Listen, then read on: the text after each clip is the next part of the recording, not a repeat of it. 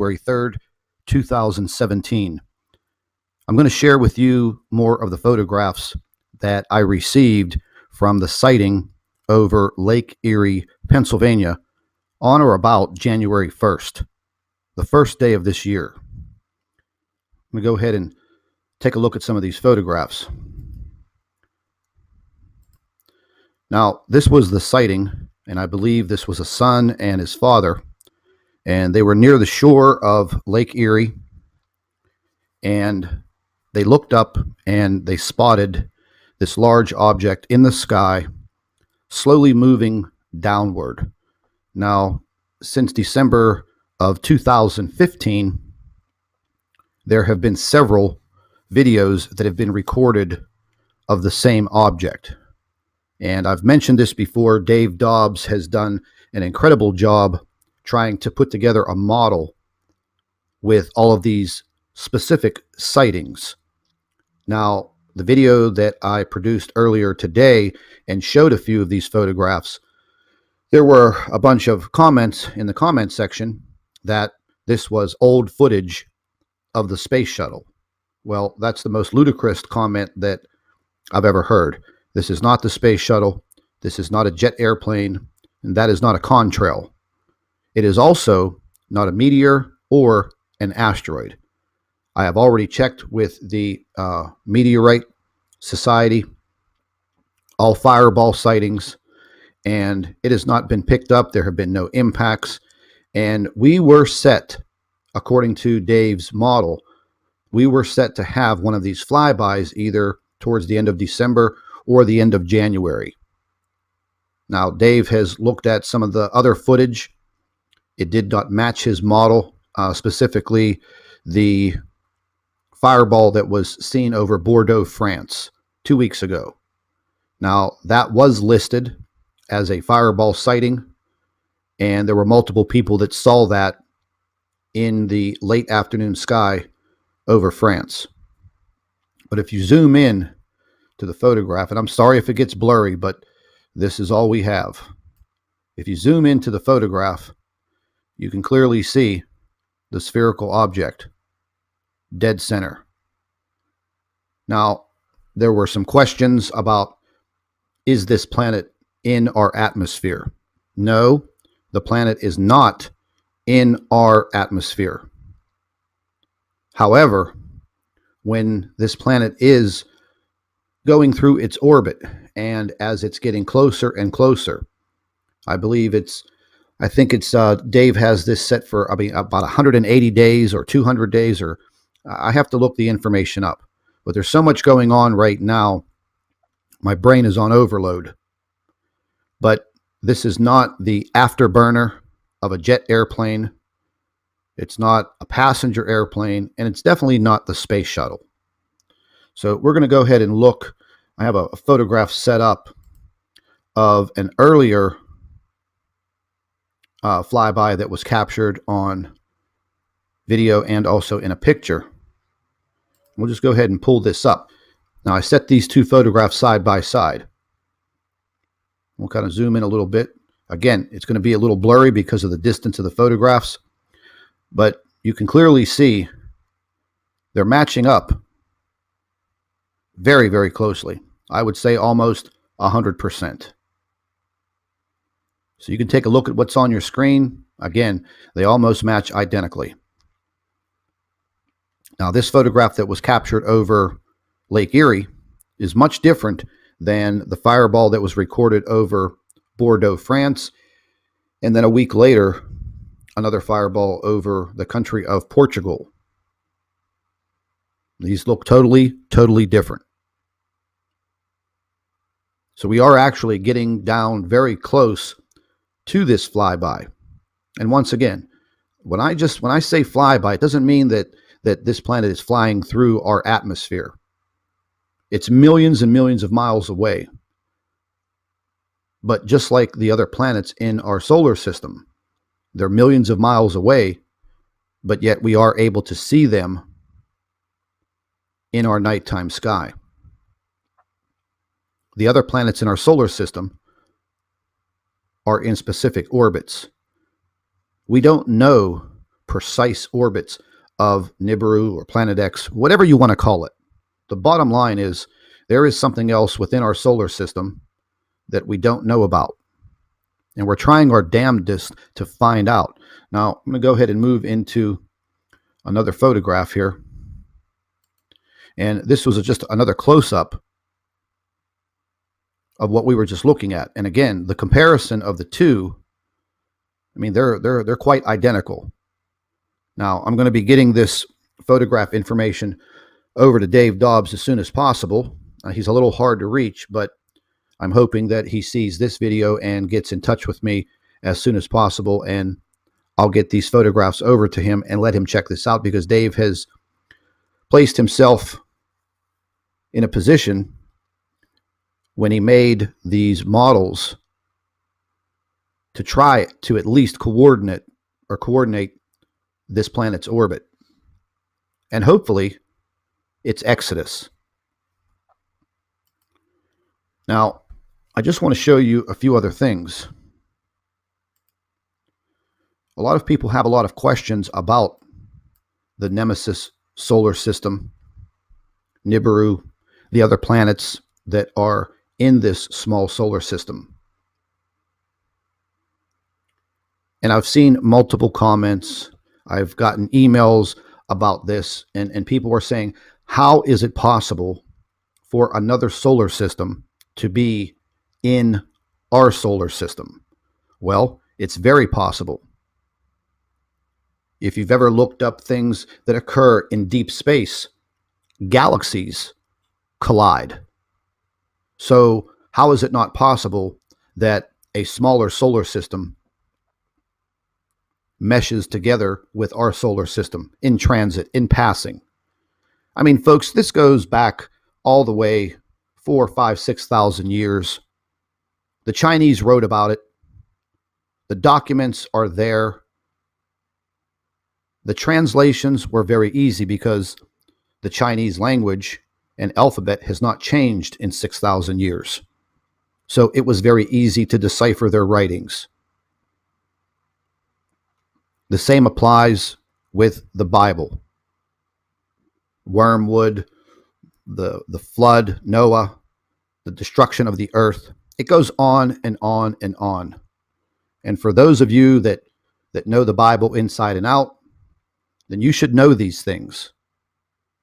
But looking at this small solar system, and listen, this was imaged by NASA between 1993 and 94 with their ERIE telescope, satellite that was placed out in space, specifically where Dr. Robert Harrington was able to locate this system. They built the craft, they put it into deep space, and they photographed this. The pictures are out there, the evidence is out there. So what makes you think that NASA would spend hundreds of millions of dollars building a spacecraft with an infrared telescope to head out down that direction, in that direction, specifically to photograph this small solar system? Now, within the solar system is a brown dwarf star, said to only be able to be photographed in deep space with infrared technology. Okay, well, we know that. I've done some studies on brown dwarfs. Yes, that is true. As a brown dwarf got closer to our sun, well, naturally, our sun would illuminate this object. Now, is this something that we've been seeing in our skies near the sun for the past several years? It's very highly possible. Very highly possible. But anyways, getting back to the small Nemesis solar system, in the middle, you have Nemesis, as they named it, the brown dwarf. The blue planet here depicts Nibiru, or Planet X. Now, Nibiru is said to have a moon. Is this a possibility of some of the objects that we've been seeing in the sky over the past few years? It's very highly possible. There are two other planets that were named in the solar system, Arbota and Helion. They are both said to be large gas giants. So, how would they actually know that? Well, NASA would know that because they imaged this small solar system coming in towards our solar system. I mean, where did you think this information began? I know a lot of people think when they're trying to debunk this was just all dreamt up. It's a big sci-fi story. Well, it's not. NASA has been investigating this since the beginning in 1983 when Robert Harrington first spotted this small solar system. And then he began his studies. The same applies with Carlos Ferrata. There have been many, many astronomers over the years that have delved into research of this small solar system. Now, what are the possibilities of this solar system making its way through space over several thousand years, picking up other planetary bodies and bringing them with it? I've asked that question. I've been given the answers, and the answers are that is very, very highly. It is a high possibility that the brown dwarf definitely attracts and can maintain and hold planets within its orbit.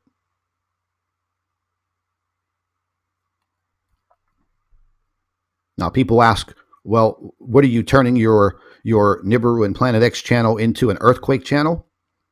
Well, that's kind of a dumb question because if you've listened to me from the very beginning, I've warned everyone, and yes, consider it a warning.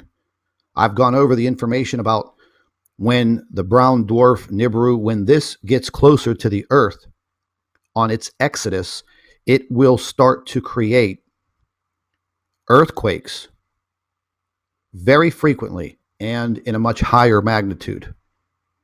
If you don't believe me, go back to July, August, September.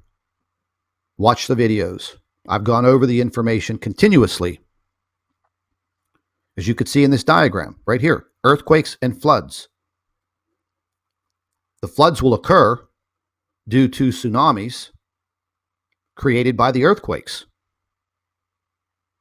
Now, there's been some comparisons to some of the tsunamis and earthquakes, the devastating earthquakes that have occurred over the past few years, and trying to correlate, where this planet is in our solar system and the effects that it is having on the sun.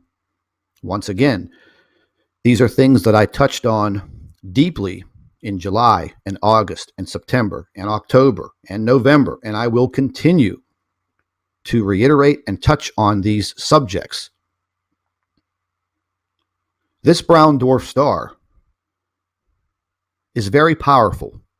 It's a very powerful object. There have been deep studies over the past 25 years on these brown dwarfs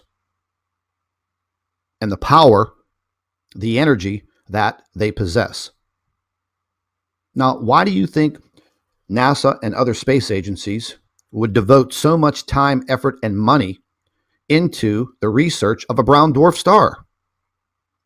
What, because they're bored? No, it's because they know damn well that we were going to have this threat. And since then, they've discovered approximately 2,000 brown dwarf stars in our galaxy. So obviously they're doing their homework. Let's move on to another photograph.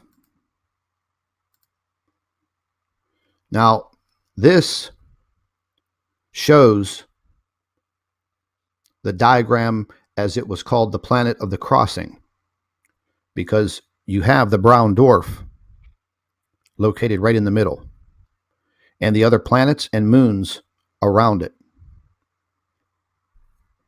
Just zoom in here a little bit for you. The planet of the crossing.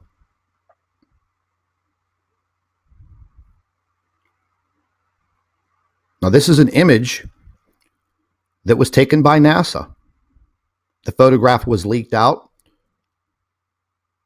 It was all over the front page of the Washington Post, articles written about it in space and astronomy magazines and periodicals. And then all of a sudden, when they discovered that this mini solar system was on a direct path towards our solar system, well, then all hell broke loose. The cover-up starts. I mean, folks, just read the comments under my videos. And you see the direct attacks on me. If you go to any other YouTube channel that does really good investigations into Planet X, Nibiru, the Nemesis solar system, if they have good, credible evidence and they're putting it out there every day, you just take a look at those comment sections. If they're not cleaned up, the hatred that is spewed by these people, that they just don't want you to believe what is happening. It's their job. So once again, if you do some homework, and a lot of you don't have time to sit behind a computer for 8, 10, or 12, or even 14 hours a day, every single day, to do this research, to do your investigations, and to find out what's been going on for the past 30 or 35 years. And then they keep saying, oh, well, you're just going to push the date back another year, push the date back another year. Well, I don't know about all of that.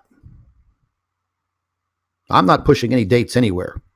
I'm going by the information that's coming in minute by minute. And all I know is that over the years, the situation that we're in right now has been covered up, just like everything else. And they want to continue to cover it up. They want to continue to put disinformation out there. They don't want you looking up in the sky. They don't want you searching for the information. And when you do find the information in the form of a credible YouTube video, you're going to have to deal with these hateful people in the comment section, making up every crazy story and comment. And naturally, they're all attacking me. They attack me personally. I get the death threats. I get the hateful emails. I mean, these idiots even go out and make videos on YouTube channels where they're gathering these people and forming some god-awful team to make sure that you are discredited. I mean, these idiots just made a video the other day where they found the coordinates on Google Maps or Google Earth, located my 90-year-old grandmother's house. And just to be hateful and try to alarm me to close my channel down and go away, they place my photographs in these stupid parody videos with photographs of my 90-year-old grandmother's house to try to scare me. I get the hateful emails from these idiots every single day. Why would someone go to that extent if there wasn't something to cover up? Think about it. I mean, it doesn't scare me. But when you're going to infiltrate my family and my personal life over something I'm investigating, well, don't you think that says something? Hey, this guy needs to shut up. He's getting too close. Look at the information he's putting out there. So anyways, that's food for thought. Anyone who watches the videos on this channel, anyone who subscribes or follows this channel, I want you to keep that in the back of your mind. So when you see these idiotic, ridiculous comments, you know not to believe them, because they are direct attacks on me and my channel and the information that we're trying to put out there. And no, this is not the Earthquake channel. But I will continue to update earthquake information, because that information is vital for people who live in these areas, because there is a direct connection between Planet X, Nibiru, whatever you want to call it, and these earthquakes. and what is happening to the sun. And I've seen a lot of the comments over the past few months and people saying directly, hello, everybody. Welcome back to the Nibiru channel. It is January 3rd, 2017. I'm going to share with you more of the photographs that I received from the sighting over Lake Erie, Pennsylvania on or about January 1st, the first day of this year. I'm going to go ahead and take a look at some of these photographs. Now, this was the sighting, and I believe this was a son and his father, and they were near the shore of Lake Erie, and they looked up and they spotted this large object in the sky slowly moving downward. Now, since December of 2015, there have been several videos that have been recorded of the same object. And I've mentioned this before. Dave Dobbs has done an incredible job trying to put together a model with all of these specific sightings. Now, the video that I produced earlier today and showed a few of these photographs, there were a bunch of comments in the comment section that this was old footage of the space shuttle. Well, that's the most ludicrous comment that I've ever heard. This is not the space shuttle. This is not a jet airplane, and that is not a contrail. It is also not a meteor or an asteroid. I have already checked with the Meteorite Society, all fireball sightings, and it has not been picked up. There have been no impacts, and we were set, according to Dave's model, we were set to have one of these flybys either towards the end of December or the end of January. Now, Dave has looked at some of the other footage. It did not match his model, specifically the fireball that was seen over Bordeaux, France, 2 weeks ago. Now, that was listed as a fireball sighting, and there were multiple people that saw that in the late afternoon sky over France. But if you zoom in to the photograph, and I'm sorry if it gets blurry, but this is all we have. If you zoom into the photograph, you can clearly see the spherical object, dead center. Now, there were some questions about, is this planet in our atmosphere? No, the planet is not in our atmosphere. However, when this planet is going through its orbit, and as it's getting closer and closer, I believe it's